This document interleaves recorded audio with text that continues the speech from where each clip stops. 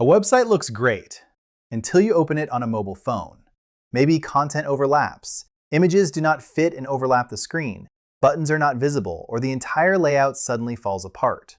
The good news is that most responsive design problems are not caused by the website builder. They are usually caused by a few common layout mistakes. In this video, we'll fix 3 common responsive problems on websites submitted by Nicepage users and show the fastest way to fix those so the layout works across every screen size. Let's get started. Problem 1. All images and text are placed inside a single block, making it very tall. This page was built as one large block, used as a single container for all website elements. That makes it impossible for the layout to adapt to smaller screens. Instead, split the content into multiple sections, blocks. Each block becomes an independent responsive container. Smaller blocks are easier to rearrange, resize, and adapt across different breakpoints. After separating the content, the mobile layout immediately becomes much easier to maintain. Quick tip: think in block sections, not pages. Problem 2. Using freehand positioning everywhere for the design elements. Text, image, button. The layout looks fine on desktop, but on tablet and mobile, everything starts overlapping.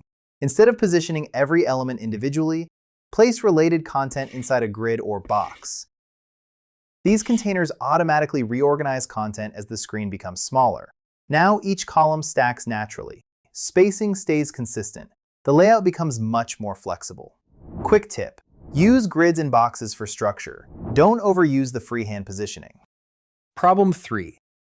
The addition in responsive modes becomes a mess.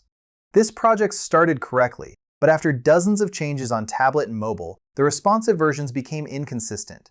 Instead of fixing every property one by one, use the Reset Responsive option in Nicepage. Select the block, click Reset Responsive in the property panel for the selected block, and then make necessary responsive changes. Now the layout inherits the desktop design again. From there, make responsive adjustments in the correct order: desktop, laptop, tablet, mobile.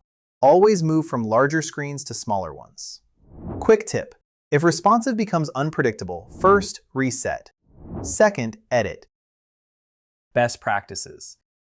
Before we finish, here are several useful practices that prevent most responsive problems before they happen. 1. Build your pages with multiple blocks rather than a single large section. 2. Use grids and boxes to organize content. 3. Align elements instead of positioning everything manually. 4. And always edit responsive layouts from desktop down to mobile. 5. If you're working with a ready-made design, imported content, or a template that doesn't behave correctly, start by organizing the layout first. 6. Use Reset Responsive in desktop mode to remove inconsistent responsive overrides.